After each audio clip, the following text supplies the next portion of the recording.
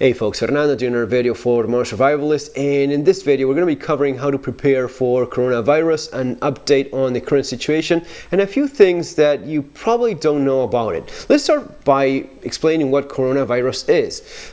It's basically like a strong flu. What we've seen from people that have been infected so far, it mostly affects the respiratory system. Out of the first 99 people that got infected, all of them ended up with pneumonia. The fatality percentage is not all that high, but it does depend on age. So for people that are over 80 years of age, it's up to even 15%. 70 to 80 is like 10% or so. So it starts decreasing, and the younger you are, the more likely you are to survive it. Up until 40, under 40 years of age, it's like under 1%. So your chances are very good. So it's not all that deadly, but it does spread a lot. It's been very hard to contain based on what we've seen so far.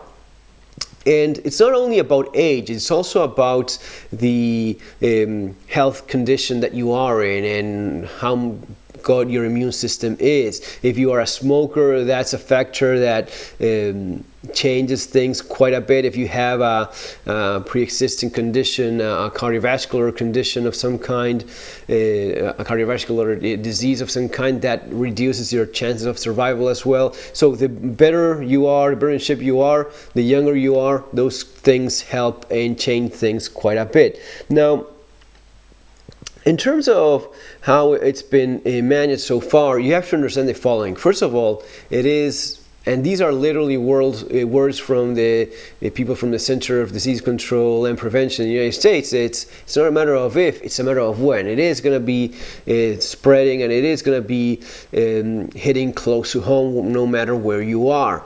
So a couple of things to keep in mind are how is it that you can properly prepare for this, right? That would be the big question. Okay, what do I do? Well, first of all, if you've been following this channel for any period of time, especially if you've been following for a couple of years, if you got my latest book, Street Survival Skills, which I always recommend in my videos, if you have this book, you pretty much, and you've been following the advice here, you've probably been doing most of the things you could possibly do so as to be ready for a pandemic, which I specifically describe in the book. Some of the preparations here, such as having at least, at the very minimum, a month worth of food stockpiled. A year would be better, going the Mormon way, yes, but minimum a month worth of food. Having those N95 respirators that are so hard to get right now, you should have gotten them already.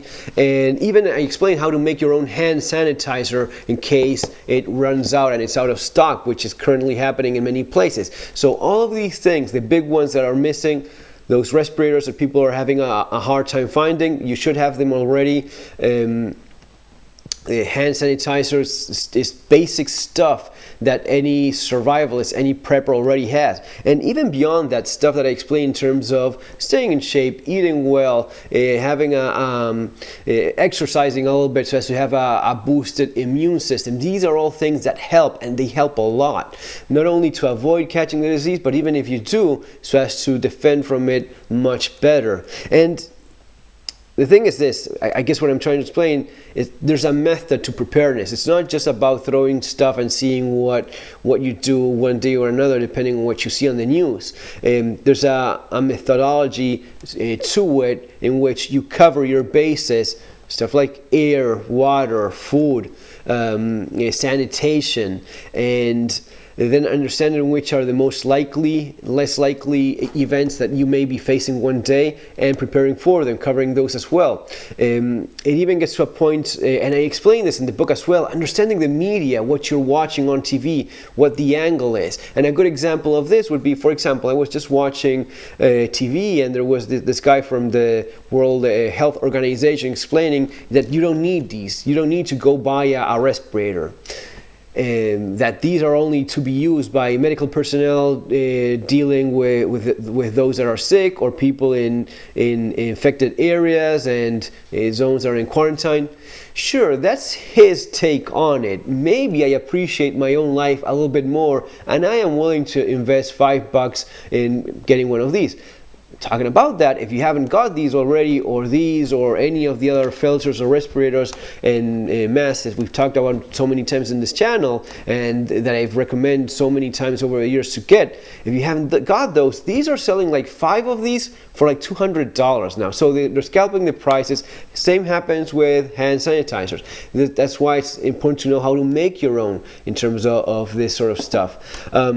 So know where it's coming from. Another thing that's been said that it's not entirely true, and you have to understand the angle of the people from the World Health Organization in terms of avoiding panic, you know. So they're saying, yes, you don't need respirators, fine, yeah, that's your opinion, and it's only spreading from sneezing and coughing if you are within 1 meter or 3 feet away. That is not really all that accurate. It's already well established that it's far more contagious than people thought at first that it was, that even with normal conversations, there's little droplets of saliva left floating around in the air, and if you're like in a closed space, like, you know, maybe an airplane or something like that, and people keep on talking for a long period of time, or of course sneeze and coughing, all that stuff, yes, those you may well end up breathing in and catching the disease. And one of these would help quite a bit. It is not a 100% chance of avoiding getting sick, but 70, 80%, those numbers I like. Those numbers I'll take by wearing one of these. Using your hand sanitizer, avoiding a crowded place, especially when you see that the disease is spreading in your area. Another thing to keep in mind is the following, in terms of the numbers of how many people do you have sick in your town, in your city. Well, it may not seem all that drastic. Let's say you have 10, 20, whatever it is. Those are the people that have actually gotten treated and have tested positive. There may as well be 100 other people around that didn't even bother getting tested. As we were explaining before, younger people, maybe a 20-something-year-old guy in good shape, good health, good immune system, maybe he's just feeling a little bit off. He just deals with that disease a lot better and doesn't even go to a hospital. Something that's very likely to happen, especially if someone doesn't have a good medical care, or it's very expensive wherever it is that you live and you want to avoid those costs. So, nah, I'm just dealing, this is probably just a flu, I'm sure I don't have anything, I'll just follow the steps, which at the end of the day, those are the steps pretty much followed by people that get infected with coronavirus. It's mostly treated like a very strong flu. So staying hydrated, resting, and something to control the fever, but that's basically all you have so far. There's no antidote to it. Some antiviral at some point, sure, but mostly it's treated like any other flu symptoms. And this also means that there's going to be a lot of people already sick that are not accounted for. So for every guy that you have, you may have 100 others floating around that are not showing symptoms. And another thing is, those symptoms may take up to 2 weeks to start showing. So even if someone is sick and he's going to be getting a lot worse, maybe 2 weeks before he's actually going down with it, and during that period of time he's spreading that disease around. We saw this very clearly in Italy when a couple cases were reported. Just a couple of days later, you had 100 other guys. Did that same person spread the disease to 100 different people? No. That means that there's been a lot of people that haven't been accounted for. Only those that end up going down with it, having a high fever, feeling off, they end up going to the hospital, and at that point, it is detected. If those tests are actually done. Many parts of Central and South America will not even bother doing any of this. Typical thing that happens in a place like Argentina, where I was with the flu back in, what was it, 2008 or something like that. Well, at first it was denied completely the disease was even there, up until people started dropping dead. Only then did they accept that there was a problem with it. And this may spread to other things as well, economic ones. I mean, we've talked about food, we've talked about this sort of thing, respirators, hand sanitation.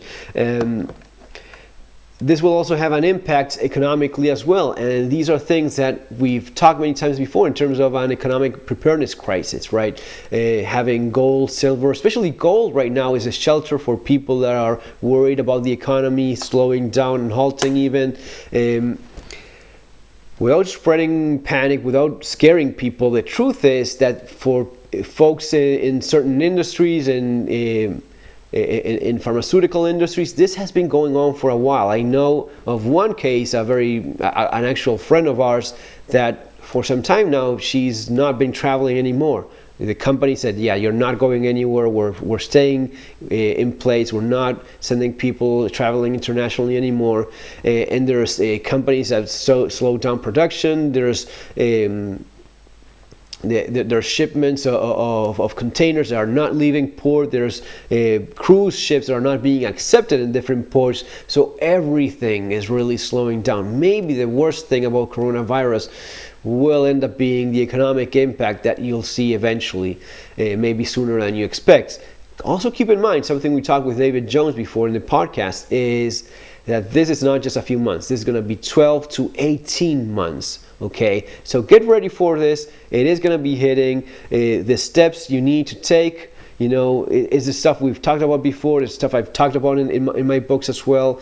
There's still time to prepare if you haven't done so already. Maybe these are out of stock, but the 3M mask for dust, the industrial ones, those are still available. I'll leave the link for those as well below in the description of the video. Guys, it's all for now. I hope you enjoyed it. Take care.